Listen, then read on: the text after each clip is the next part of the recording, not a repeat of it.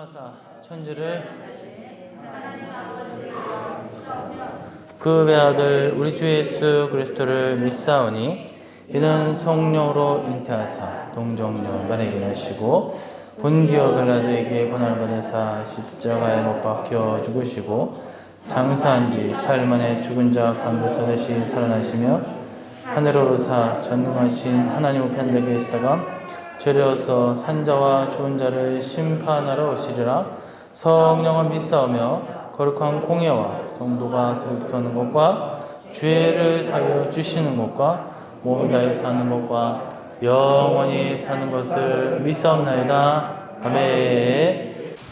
마태복음 6장 25절로 34절 말씀입니다. 제가 먼저 마태복음 6장 25절 봤습니다. 그러므로 내가 너희에게 이르노니 목숨을 위하여 무엇을 먹을까 무엇을 마실까 몸을 위하여 무엇을 입을까 염려하지 말라. 목숨이 음식보다 중하지 아니하며 몸이 의복보다 중하지 아니하냐.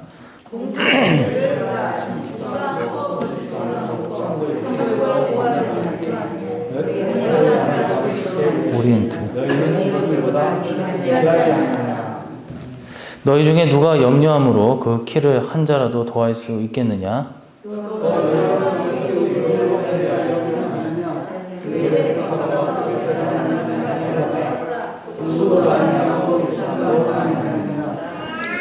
그러나 내가 너희에게 말하노니 솔로몬의 모든 영광으로도 입은 것이 이 꽃 하나만 갖지 못하였느니라.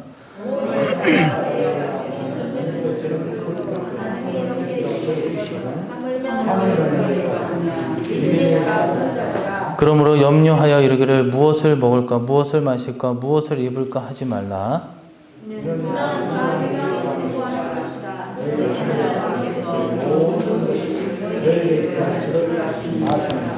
그런즉 너희는 먼저 그의 나라와 그의 의를 구하라. 그리하면 이 모든 것을 너희에게 더하시리라. 염려하지 말라. 내일 일은 내일이 염려할 것이요 한날의 괴로움은 그날로 족하니라. 아멘. 할렐루야. 오늘도 하나님의 말씀으로 큰 은혜가 임하시기를 간절히 소망합니다. 오늘의 말씀은 마태복음 6장 25절에서 34절 말씀 중심으로 이 성도의 삶에 대한 예수님의 말씀이라는 제목으로 하나님의 말씀을 전하도록 하겠습니다. 이 마태복음 5장 우리가 읽은 말씀과 5장에서 7장 그리고 23장과 25장은 예수님의 대표적인 양대 설교 말씀이라고 할 수 있을 정도로 굉장히 중요한 말씀이다라는 것이죠. 그래서 이 모든 말씀들은 각각 이 천국 성도의 삶이 무엇인가 그리고 재림 천국 준비의 그 신앙의 삶은 무엇인가에 중점을 두고 말씀을 나누고 있다는 것이죠. 그래서 오늘 우리가 읽은 말씀은 우리 눈으로 본 대로 먹고 마시는 이 문제와 관련된 내용입니다. 사람은 누구나 먹고 마시고 입는 것, 잠자는 것, 즉 의식주에 깊은 관심이 많죠.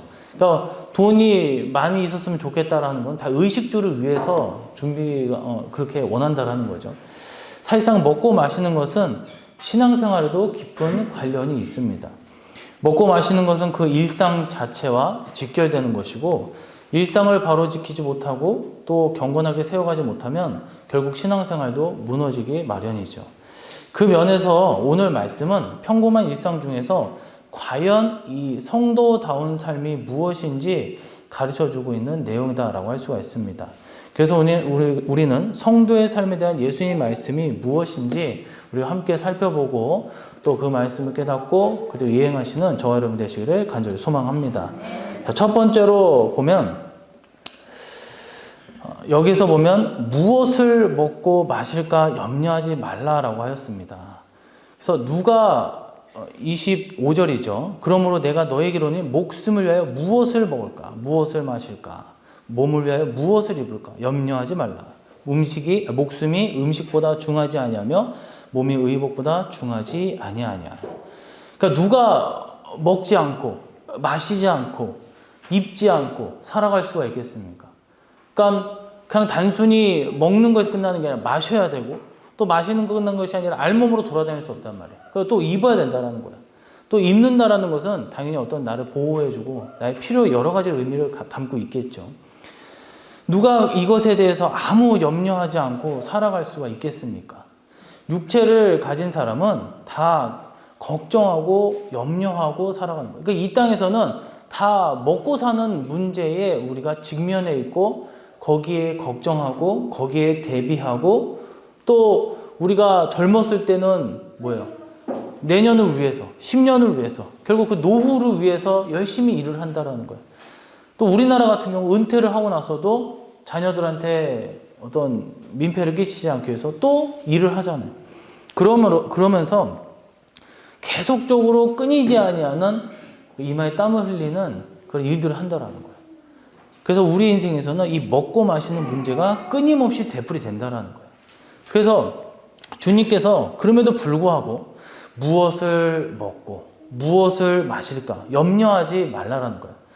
그렇게 말씀하신 이유, 그 의도가 어떤 의도가 담겨져 있냐라는 거예요. 그것은 먹고 마시는 것에 그냥 초연하라, 그런 의미가 아니다라는 거예요. 먹고 마시는 일에 매여서 너무 육적인 일에 거기에 우리가 힘써서 집착해서 거기에 욕심을 너무 많이 부려서 영적인 부분을 내가 놓지 말라는 말씀입니다. 그래서 여기서 뭐뭐 말라라고 하는 이 말라로 번역된 표현은 뭐뭐 아니다, 또한 역시 아니다, 심지어 뭐뭐 아니다 등의 의미를 갖습니다. 즉 무엇을 먹고 마시는 것에 대해서 매이는 것은 그릇된 일이고 그것이 아무리 사람에게 반드시 세상 사람들은 필요하다, 너는 왜 그렇게 사냐라고 할지라도 아니라는 거예요.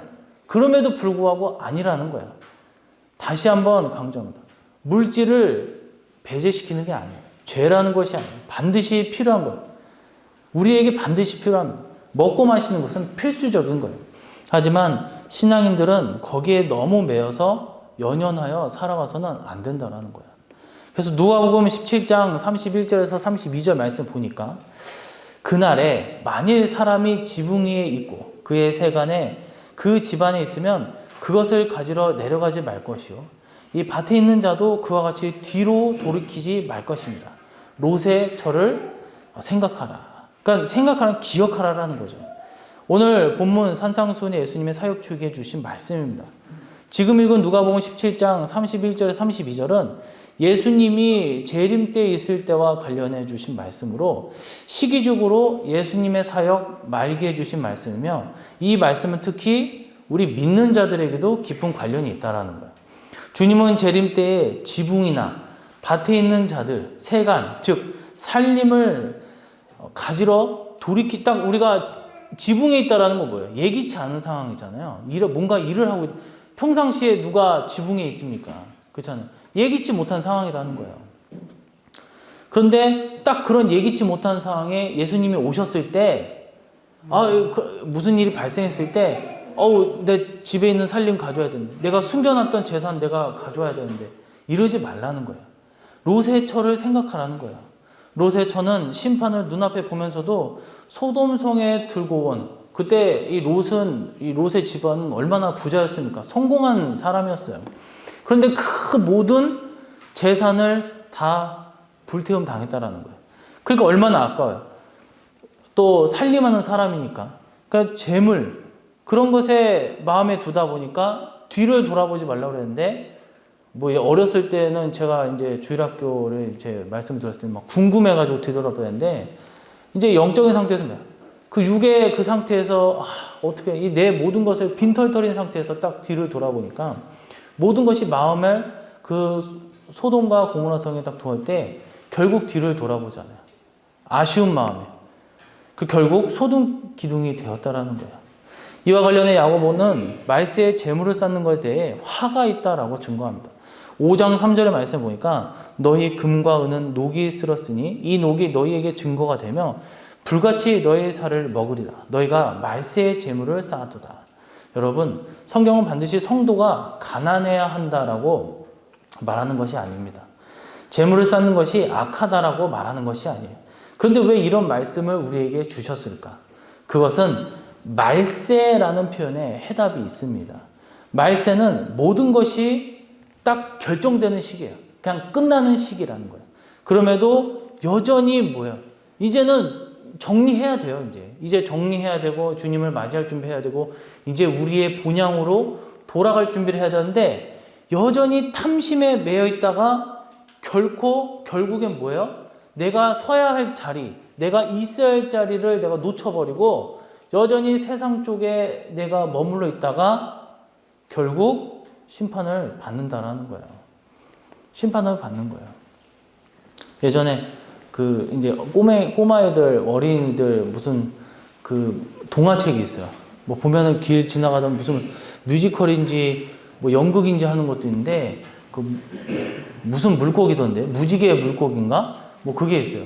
그 무지개 물고기가 친구가 야 이제 빨리 우리 가야 돼 그러는데 그 친구가 이제 이쁜 돌멩이를 막 모으다가 나 이거 조금만 모을게 그러는 거예요. 근데 다른 친구 물고기가 빨리 가야 된다니까 그러니까 너 먼저 가, 나 금방 쫓아갈게 했어요. 근데 계속 이쁜 조약돌 같은 돌멩이를 모으다가 결국 이 헤일인가 뭐 바닷속에 뭐 그런 걸 만나가지고 폭풍 같은 걸 만나가지고 친구도 잃고 길도 잃고 그러면서 이제 막 찾아다니는 여정을 고생하는 그런 여정을 보았는데 우리의 삶의 같은 딱 보는데 눈앞에 펼쳐지는 것들이 너무 많다 이거예요. 그래서 내가 조금만 이것만 다른 사람들, 내 동료들, 내 동역자들, 우리 성도들 조금씩 다 떠나 있어요. 빨리 가야 돼요, 집사님. 빨리 장로님, 목사님 빨리 가야 돼요.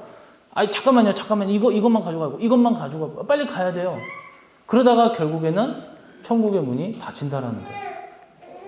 예수님의 말씀을 기억하시기를 바랍니다. 물질, 탐심에 그러니까 우리가 이 물질을 지혜롭게, 아름답게 또한 하나님의 그런 존전 앞에서 잘 활용된다면 우리가 막 수십억, 수천억을 갖고 있다 한들 얼마나 하나님 앞에 영광을 올리면서 살아갈 수 있고 부자들도 보세요. 물론 이제 자신의 위상을 위해서 기부도 하고 한다고 하지만 우리는 하나님의 영광을 위해서 후원도 하고 헌금도 하고 선교도 한단 말이에요. 물질이 많은 자가 하나님의 영광을 위해서 사용한다면 그보다 더 기쁜 일이 어디 있겠습니까? 믿음의 위인들을 보세요. 아브라함 가난했습니까? 부자였어요. 그의 후손 이삭 어땠습니까? 부자였어요. 야곱은 어땠습니까? 부자였어요. 다윗은 뭐 왕이었으니까 부자였겠죠. 하지만 그들이 하나같이 있었던 중심은 뭐예요? 나 이제 부자다. 나 잘났다. 이게 아니에요. 그들의 관심사는 뭐예요?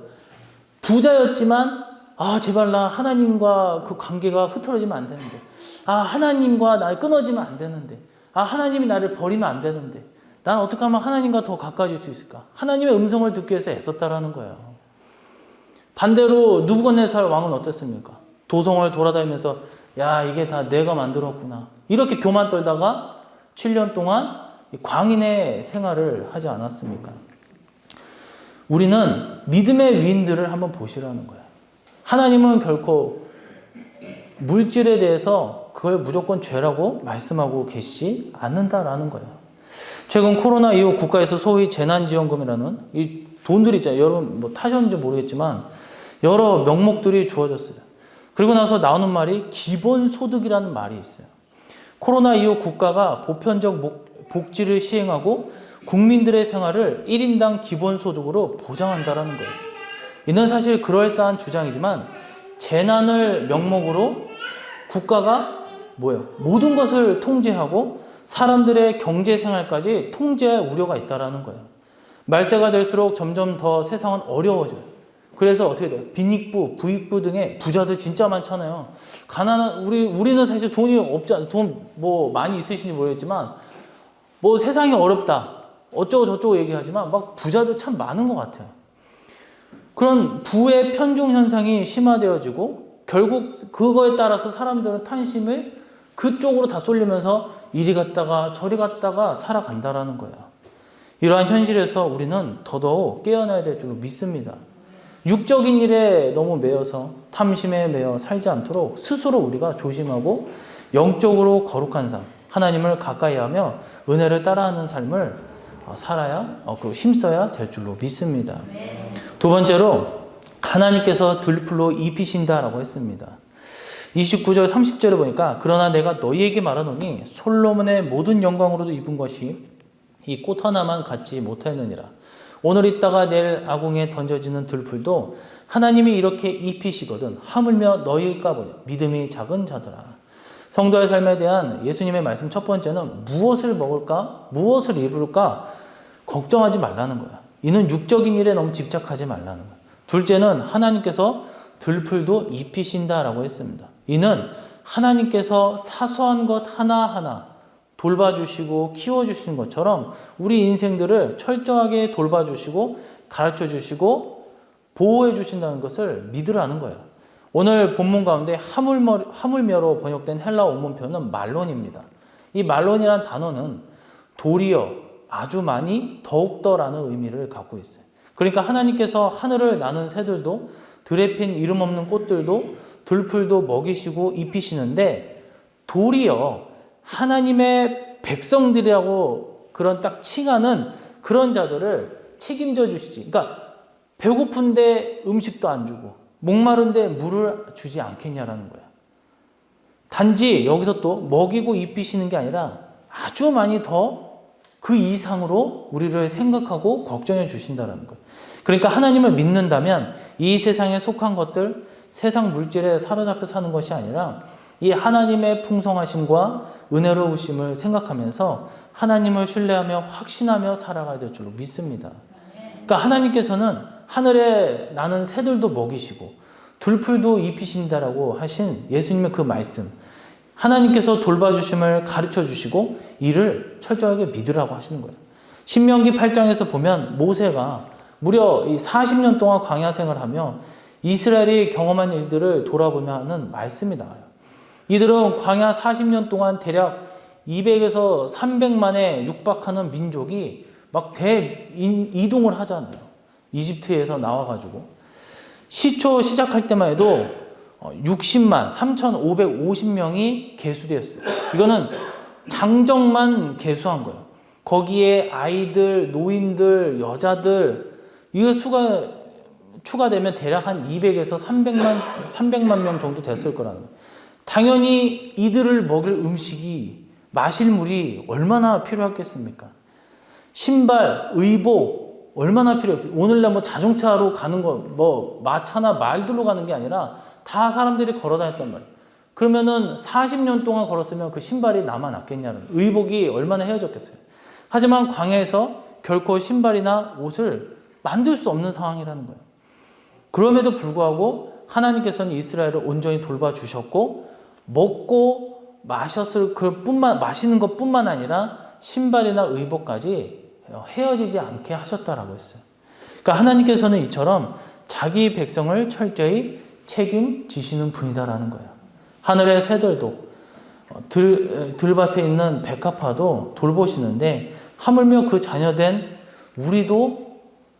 우리는 얼마나 오죽하겠습니까? 우리는 물질에 매여서 생활의 염려에 매여서 순간순간 주님을 잊을 때가 있고 또 말씀을 이행하지 못할 때가 있어요. 그러나 하나님은 계속적으로 우리를 잊지 아니하시고 기억하시고 오로지 우리를 어떻게 은혜 가운데 살펴주고 또 은혜 가운데 살아날 수 있게 늘 우리를 우리를 위해서 애쓰신다라는 거예요. 우리는 이걸 굳게 믿고 확신하며 사시기를 간절히 소망합니다.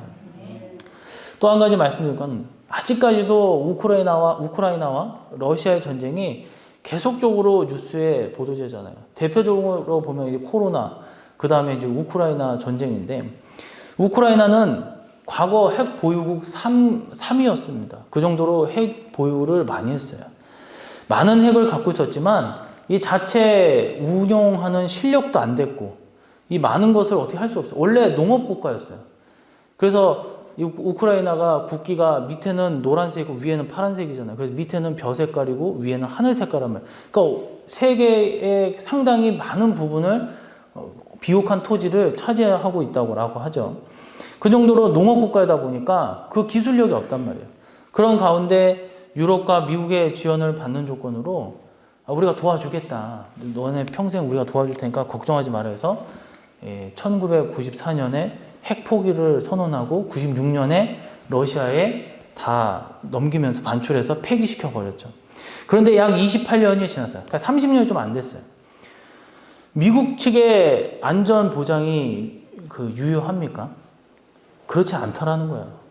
유럽도 도와주지, 물론 뭐 경제 보복을 한다, 뭐 한다 하는데 이들이 있어서 제일 필요한 거는 군사를 보내줘서 보호해줘야 되는데 뭐 말로만 떠들고 뭐 어쩌고저쩌고 얘기를 하지만 뭐 러시아 쳐들어가면 가만두지 않겠다. 뭐 우리도 가만 안 있어. 뭐 이렇게 협박을 했지만 쳐들어 딱 갔을 때 어떻게 됐어요? 우리는 군대는 출동시키지 않겠다. 이렇게 얘기한다는 거예요.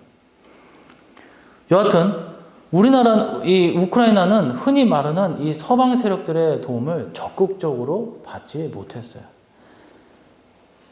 사람, 국가는 결국 이렇습니다. 인생은 다 이렇다는 거예요. 막 근사하고 번쩍번쩍하고 뭔가 있어 보이지만 아름다워 보이지만 결국 죄로 물든 이 세상은 그냥 나의 이득을 위해서 움직이는 거예요. 나를 위해서 살아가지 않는다라는 거예요.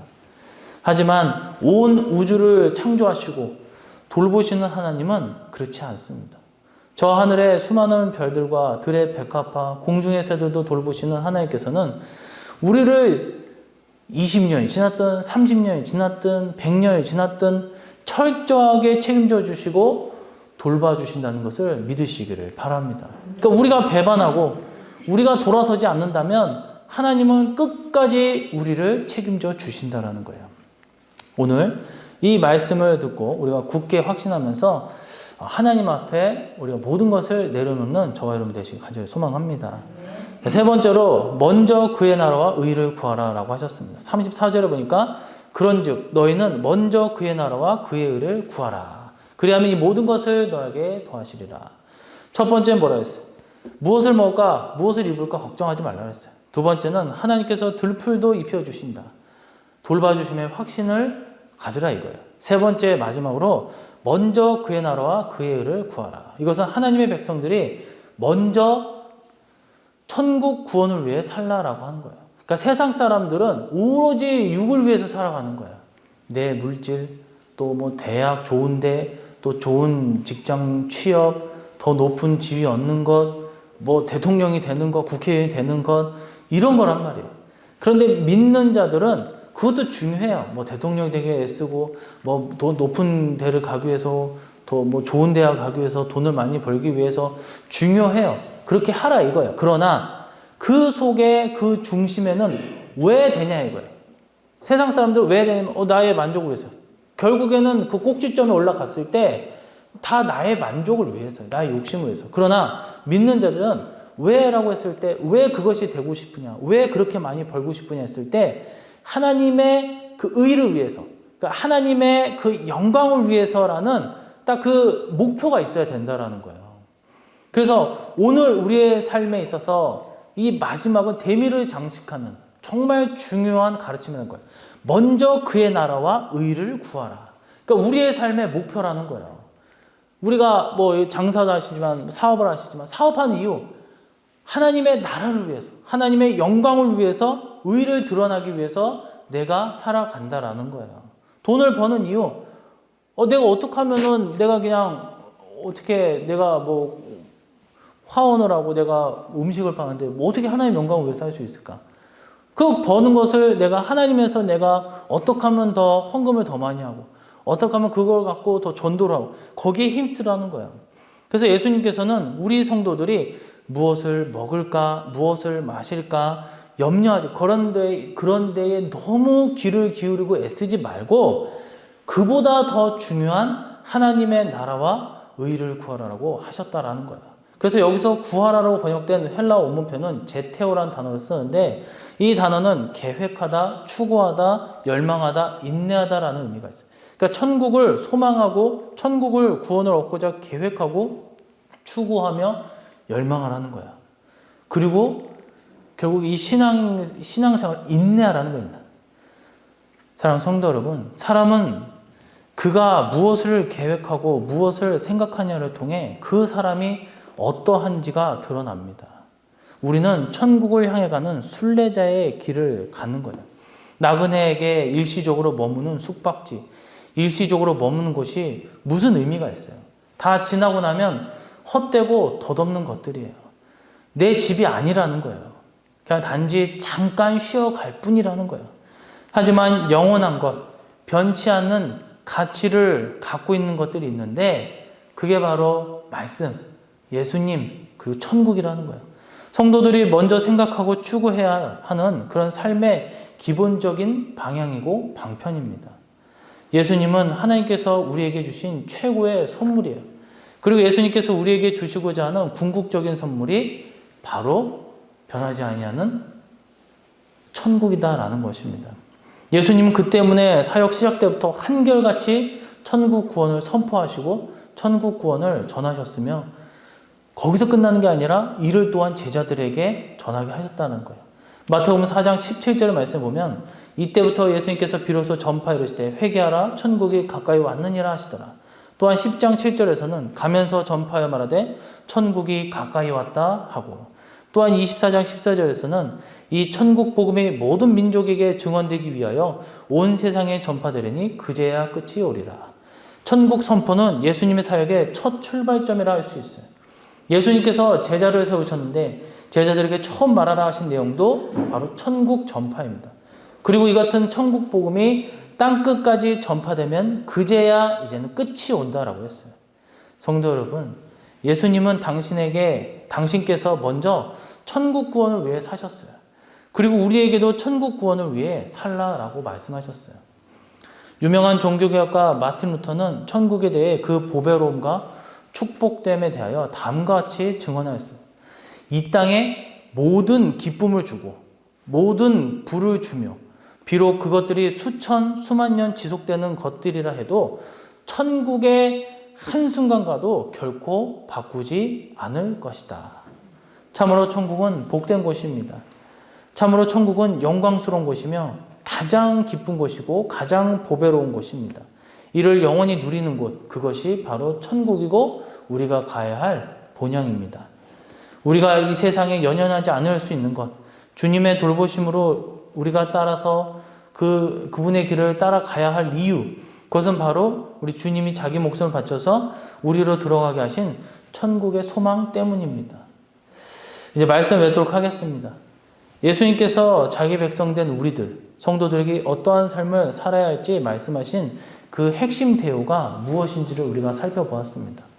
세상의 것을 쫓아가는 것, 다시 한번 말씀드리지만 그것이 하찮다는 게 아니에요. 해야 된다라는 거, 반드시 필요한 거예요. 반드시 먹어야 되고, 반드시 마셔야 되고, 반드시 입어야 되고, 반드시 거하는 곳이 있어야 돼요. 그러나 욕심이 너무 과해서 거기에 쫓아서 정말 교회도 잊어버리고, 말씀도 잊어버리고, 주님도 잊어버리고, 내가 세상 사람과 다를 바 없는 삶을 산다는 것은 있을 수 없다라는 거예요. 거기에 너무 걱정돼서 우리가 너무 막 스트레스를 받을 필요도 없다라는 거예요. 집착하지 말라는 거예요.